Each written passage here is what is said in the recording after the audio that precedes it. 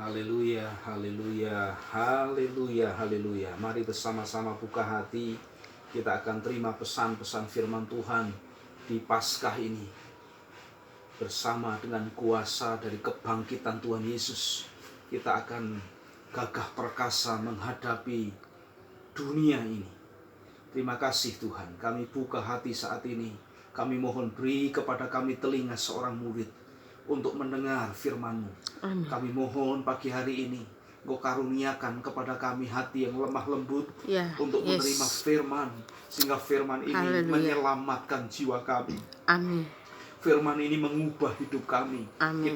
Kami mengalami metamorfose, pembaharuan budi, pembaharuan hidup, pembaharuan iman, pembaharuan segenap keberadaan hidup kami. Mari Tuhan, lawat kami dengan firman-Mu. Roh Kudus, kami mohon kekuatan dari pewahyuan-Mu menjamah setiap kami. Di dalam nama Tuhan Yesus kami berdoa. Amin. Amin. Amin. Amin. Haleluya. Salam. Selamat pagi. Puji Tuhan. Hari yang luar biasa, karena hari ini adalah hari Paskah. Hari Paskah, hari kebangkitan Tuhan. Dan di seluruh dunia, setiap orang percaya mengapa beribadah pada hari Minggu. Hari Minggu disebut Domingo, karena hari Minggu adalah harinya Tuhan. Hari pada saat Tuhan Yesus bangkit dari antara orang mati. Oleh sebab itu, sebelumnya selamat Paskah untuk setiap saya dan saudara. Tuhan memberkati dimanapun saudara dan saya berada. Amin. Ya, puji Tuhan. Nah, hari ini kita akan buka hati kita untuk menerima berkat Paskah. Berkat Paskah. Firman Tuhan akan kita bersama-sama terima pada hari ini. Kapan permulaan atau awal mula Paskah terjadi? Kalau kita melihat dalam kitab Keluaran, maka sejarah tentang Paskah itu diawali ketika waktu Tuhan membebaskan anak-anak Israel dari tanah Mesir. Saat itu, setelah kemudian Yakub meninggal, Yusuf kemudian meninggal, kemudian orang Israel ada di tanah Mesir bertambah banyak. Kemudian Raja Mesir atau Firaun Mesir melihat mereka sebagai ancaman. Setelah mereka dilihat sebagai ancaman oleh pemerintahan Mesir, akhirnya apa yang terjadi? Yang terjadi orang-orang Israel diperbudak, diperlakukan sebagai budak. Mereka melakukan kerja rodi, mereka melakukan kerja paksa, tidak sepele, tidak main-main. Selama 430 tahun mereka di bawah perbudakan Mesir. Ada di bawah pemerintahan yang menindas, ada di negeri asing sebagai budak. Lalu mereka kemudian berseru kepada Tuhan. Mereka ingat tentang siapa diri mereka, bahwa mereka adalah keturunan Abraham, Ishak dan Yakub. Lalu mereka berseru mohon pelepasan, mohon belas kasihan Tuhan. Dan pada akhirnya kemudian Tuhan membangkitkan Musa, dan Musa menjadi pembebas bagi orang Israel. Dan kita tahu semua, saat Musa dan Harun datang kepada Firaun untuk meminta supaya orang Israel pergi dari Mesir dengan baik-baik, Firaun mengeraskan hati.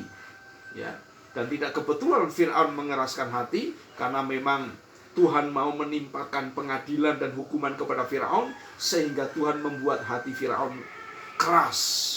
Sampai ada 10 tulah yang diberikan Tuhan kepada Mesir untuk menunjukkan bahwa Tuhan adalah Tuhan Allah semesta alam. Dan pada tulah yang ke-10, yaitu tentang kematian semua anak sulung di Mesir. Dan Tuhan memerintahkan kepada orang Israel pada tanggal 10 bulan Nisan, tepatnya seperti bulan April ini, ya, itu dimulailah kemudian mereka memilih domba Paskah. Kemudian mereka menyembelihnya pada hari yang ke-14. Karena apa?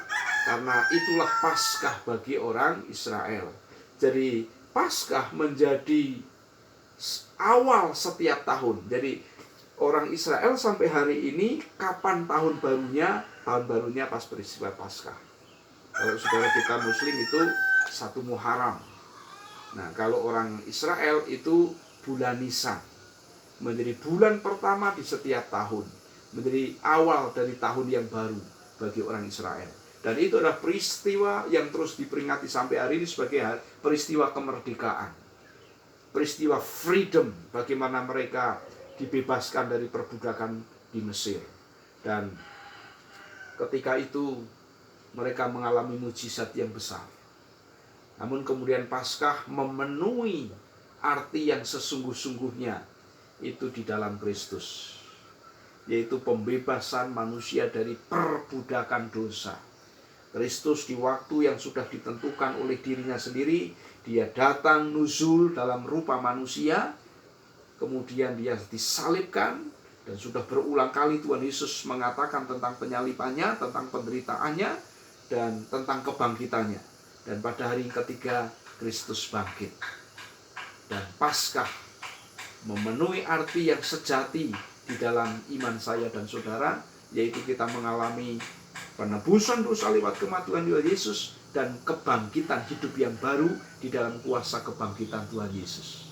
Nah, apa berkat Paskah buat saya dan saudara? Berkat Paskah itu dahsyat sekali. Berkat Paskah adalah penebusan. Sekali lagi, berkat Paskah adalah penebusan. Seperti pada awal dalam sejarah Israel, Tuhan menebus orang Israel dari perbudakan Mesir. Demikian saya dan saudara ditebus dari perbudakan dosa. Saya dan saudara yang adalah budak dosa ditebus oleh Tuhan dengan darahnya. Dari pasar dosa, pasar perbudakan dosa, kita ditebus sehingga kita menjadi orang-orang yang merdeka. Nah, kata tebus atau kata penebusan dipakai di dalam Alkitab sebagai ajaran tentang keselamatan, sehingga bagian di dalam keselamatan yang Tuhan berikan kepada saya dan saudara, di dalamnya adalah penebusan. Ya, kita diselamatkan. Kata selamat itu berasal dari kata sozo, yang arti harafiahnya sakit menjadi sembuh. Ya, hidup yang sakit karena dosa sembuh. Lalu kemudian diselamatkan dari situasi yang berbahaya, yang retak, hancur, berkeping-keping, dipulihkan kembali. Yang seharusnya binasa, diambil dari kebinasaan dan diberikan hidup. Itulah keselamatan. Dan itu berkat yang luar biasa yang Tuhan Allah berikan secara cuma-cuma kepada saya dan saudara di dalam anugerah melalui iman. Maka jangan sepelekan, jangan pernah gadaikan apapun berkat Tuhan yang dahsyat ini dalam hidup saya dan saudara.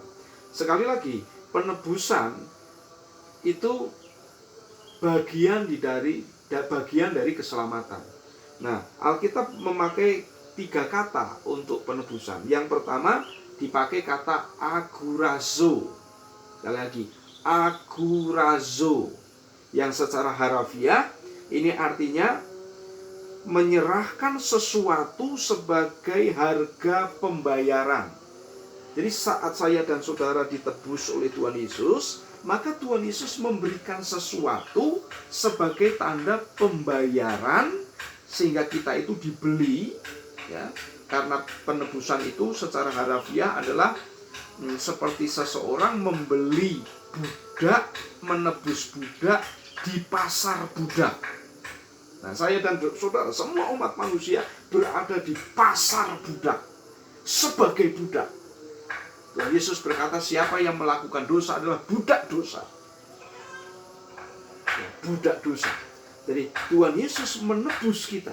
Tuhan Yesus mengagurazo kita, memberikan sesuatu sebagai bayaran untuk menebus saya dan saudara dari pasar perbudakan dosa.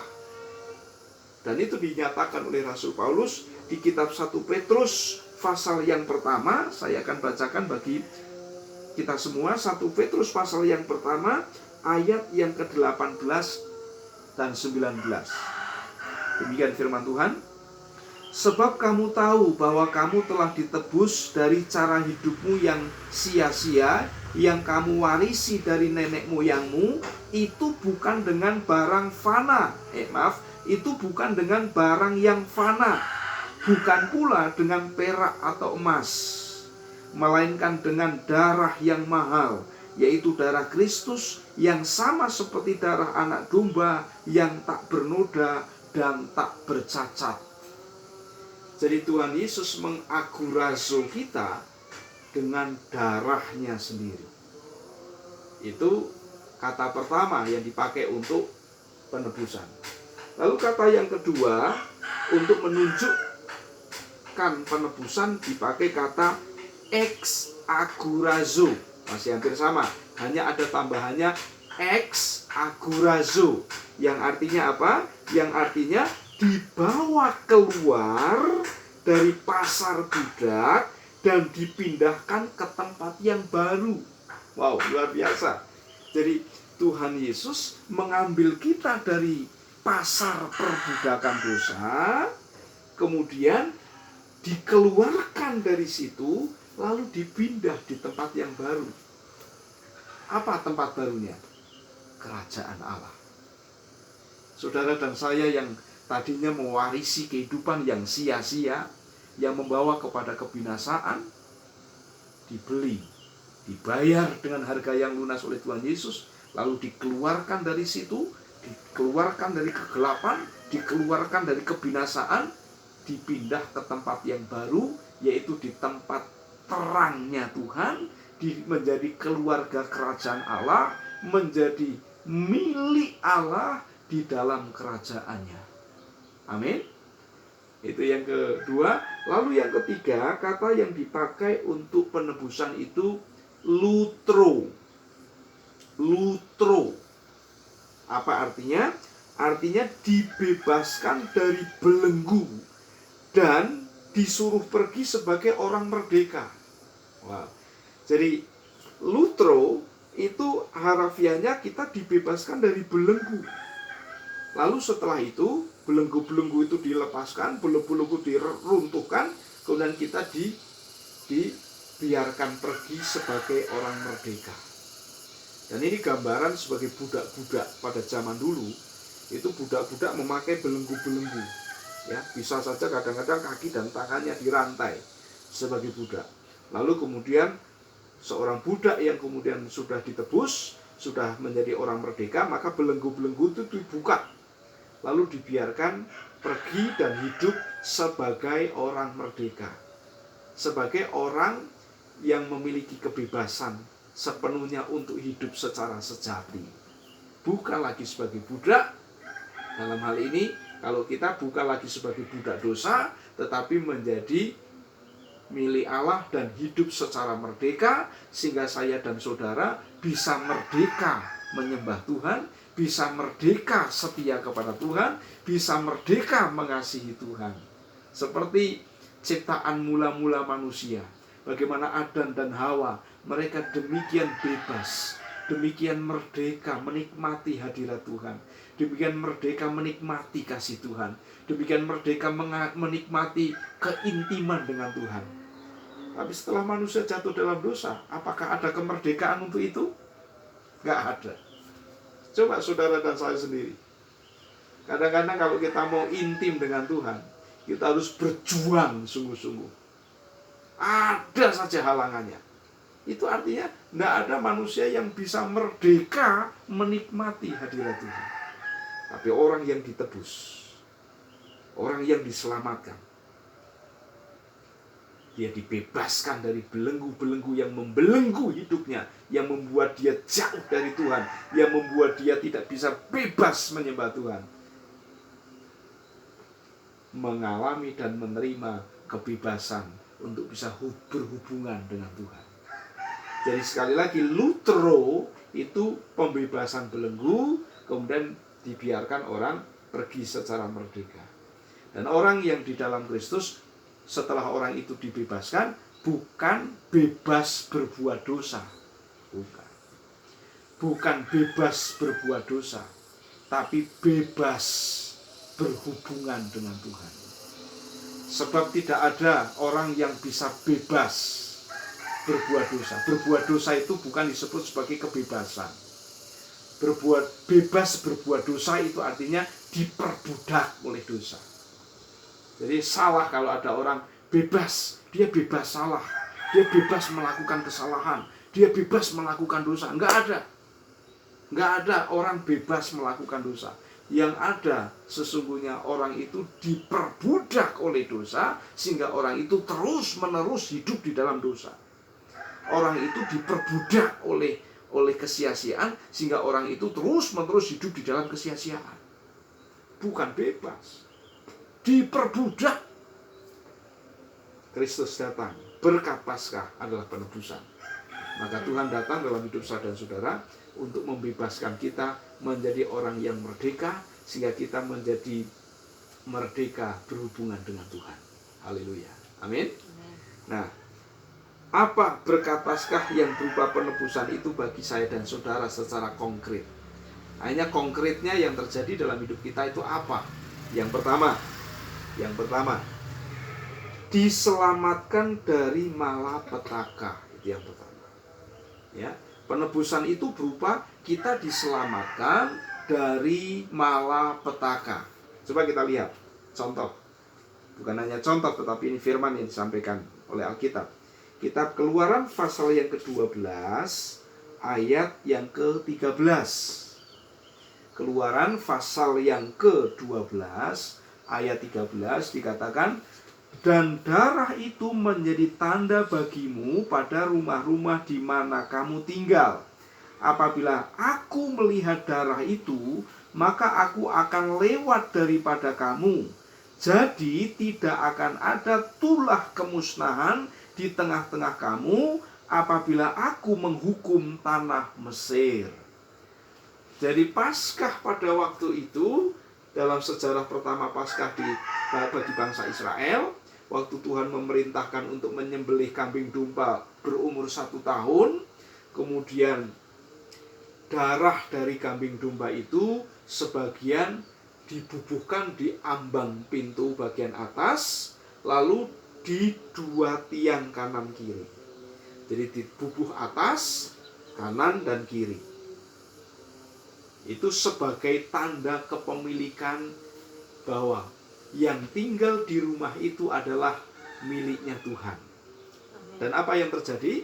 Dan itu letaknya ada di luar, ya, bukan ambang pintu dan tiang bagian dalam, tetapi bagian luar. Nah, dan apa yang terjadi pada waktu malam Paskah? Malaikat maut yang diutus oleh Tuhan, karena Tuhan mau menghukum Mesir pada waktu itu, sebagai tulah ke-10 untuk menunjukkan bahwa Tuhan adalah Tuhan Allah semesta alam, bahwa Firaun harus membebaskan, harus membiarkan Israel pergi menuju ke tanah perjanjian, tanah nenek moyang mereka. Malaikat maut datang menghampiri seluruh Mesir. Dan setiap rumah yang tidak didapati ada tanda darah di ambang pintu dan tiang kanan kirinya, di situ ada kematian. Semua yang sulung di dalam rumah itu mati. Anak sulung, kambing sulung, sapi sulung, ayam sulung, cicak sulung, semua yang sulung mati. Dan terjadi kengerian yang luar biasa di malam itu. Namun haleluya, semua rumah yang ada tanda darahnya luput. Amin. Diselamatkan, saudara. Haleluya. Jadi penebusan yang pertama, berkatnya bagi saya dan saudara, kita diselamatkan dari malapetaka. Dari malapetaka. Dan malapetaka yang paling dahsyat adalah kebinasaan kekal. Kematian kedua yang kita sudah belajar bersama di hari Jumat Agung kemarin. Jadi kita diselamatkan. Dan kita berdoa, dan sungguh-sungguh berdoa, saya terus-menerus berdoa memohon kepada Tuhan di tengah-tengah pandemi COVID-19 ini, keluarga JWS Joshua Community didapati setiap hidupnya. Setiap hidupnya yang adalah bait Allah ini ada tanda darah Kristus. Amin. Sehingga saya dan saudara diluputkan dari kemusnahan yang sedang terjadi di mana-mana. Amin. Ya. Jadi pastikan di setiap hidup saya dan saudara ada tanda darah Kristus. Iblis tidak akan pernah berani mendekati kita. Kuasa-kuasa jahat, kuasa-kuasa kegelapan tidak akan pernah dapat dan bisa menyentuh kita selama kita ada tanda darah. Jangan keluar dari rumah yang ada tanda darah ini. Seandainya pada malam Paskah itu ada yang ngeyel dari antara orang Israel, walaupun dia orang Israel, lalu keluar rumah, pasti mati. Pasti binasa. Dia keluar dari rumah yang ada tanda darahnya. Jadi saya dan saudara, sekali lagi jangan pernah keluar dari bait Allah. Jangan pernah keluar dari hadirat Tuhan. Bahaya. Saudara ingat satu gambaran yang terjadi di legenda atau mitologi Hindu tentang cerita Ramayana dan Dewi Sinta. Ya, mengapa Sinta bisa diganyang oleh Rahwana? Mengapa Sinta bisa diculik dan akhirnya ditawan? Karena Sinta keluar dari garis perlindungan yang dibuat oleh Rama. Seandainya Sinta tetap ada di lingkaran, walaupun kekacauan terjadi di kanan kiri, di hadapan, di belakang, tetapi dia tidak keluar dari garis perlindungan itu, Sinta Rahwana nggak akan pernah bisa menyentuh. Ini gambaran hidup saya dan saudara. Ketika saya dan saudara sudah hidup di dalam kasih karunia, mari kita tetap tinggal di dalam kasih karunia. Sebab kasih karunia itu payung perlindungan saya dan saudara. Jangan keluar dari itu. Kalau keluar dari itu, danger, bahaya. Ada bahaya pemusnahan yang sedang berjalan di sekitar kita. Puji Tuhan. Baik. Yang pertama sekali lagi, lutro, agurazo, ex agurazo. Penebusan apa yang terjadi dalam hidup saya dan saudara? Diselamatkan dari malapetaka. Yang kedua, buka di 1 Korintus pasal yang ke-6 ayat 19. Yuk bersama-sama. 1 Korintus pasal 6 ayat 19. Di situ dikatakan apa? Mari kita baca 1 Korintus 6 ayat 19. Demikian bunyi firman Tuhan. Atau tidak tahukah kamu bahwa tubuhmu adalah bait Roh Kudus yang diam di dalam kamu, Roh Kudus yang kamu beroleh dari Allah, dan bahwa kamu bukan milik kamu sendiri.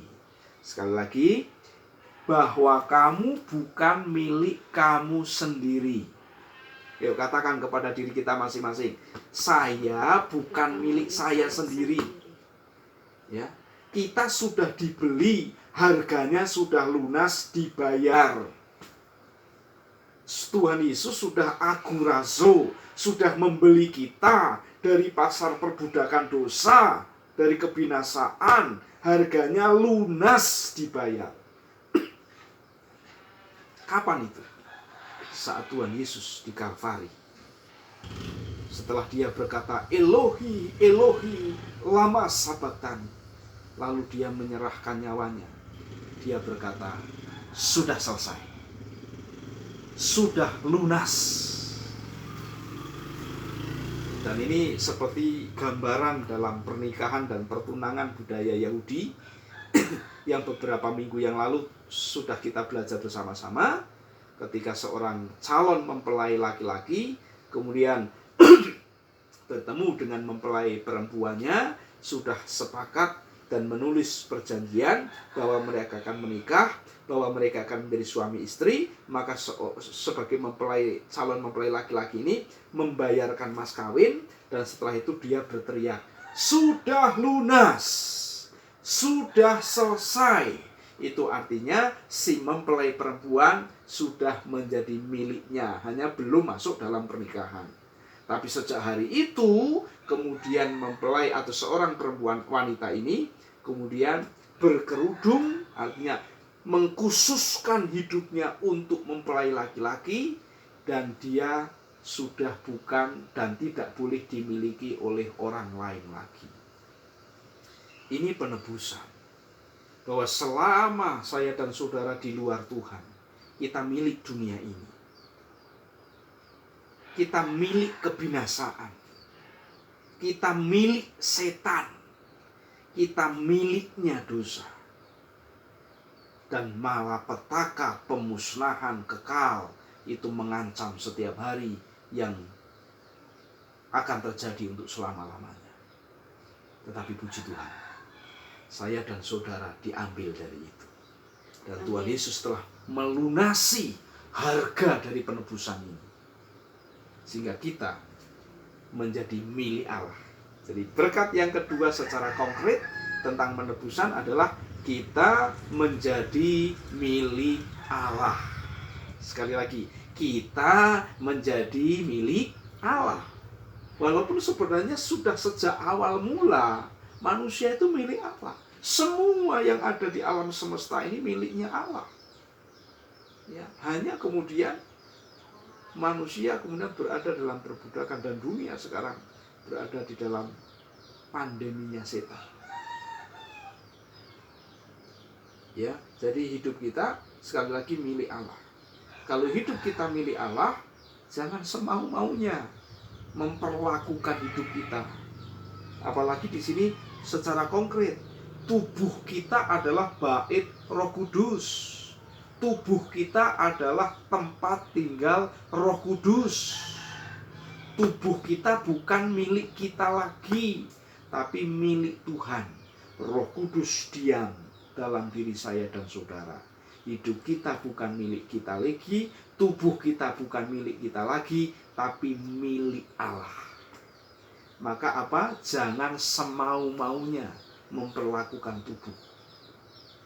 Jangan ada yang bilang, tangan-tanganku dewe kok suka-sukaku dong, kaki-kakiku sendiri kok suka-sukaku dong, hidup-hidupku sendiri semau-mauku dong, saenakku dewe toh ya.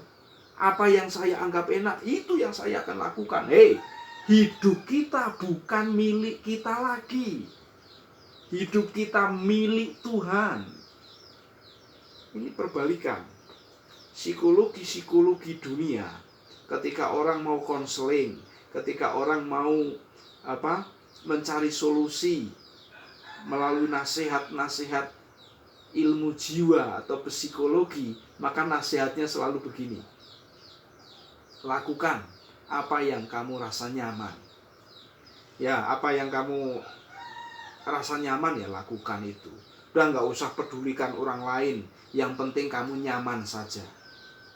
Kalau dulu, kemarin, minggu lalu, 1 bulan lalu, 1 tahun yang lalu, kita pernah memberikan nasihat kepada sesama orang percaya seperti ini, atau kita pernah punya pola pikir semacam ini, aku akan melakukan sesuatu yang penting saya nyaman, apa yang nyaman buat saya.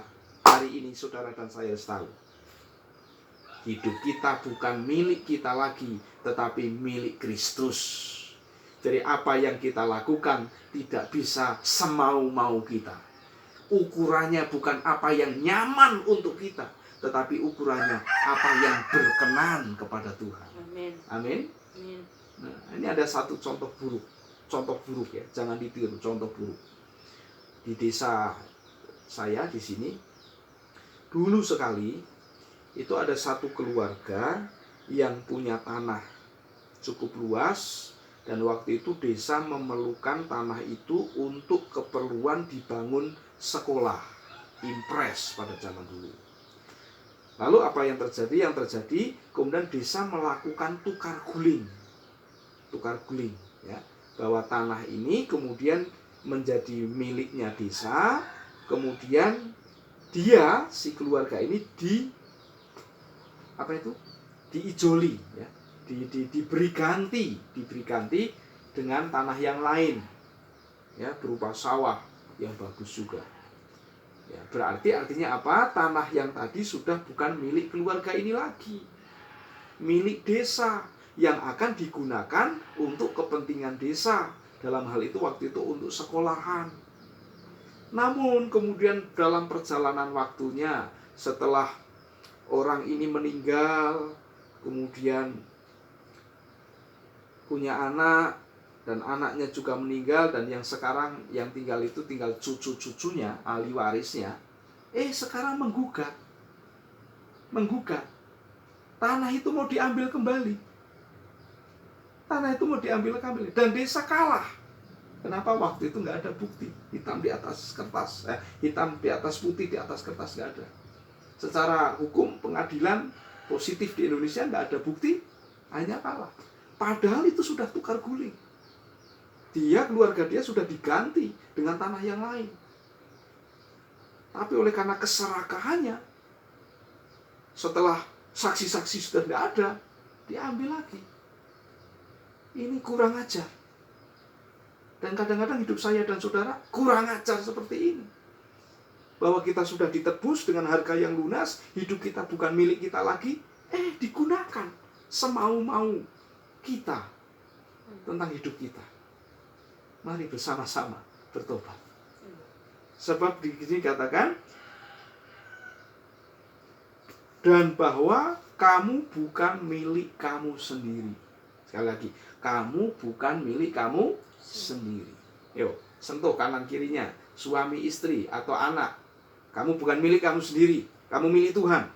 Dan yang luar biasa, kalau saya dan saudara benar-benar menghayati dan menerima bukan hanya di otak, tetapi menjadi keberadaan hidup saya dan saudara, bahwa saya dan saudara milik Tuhan.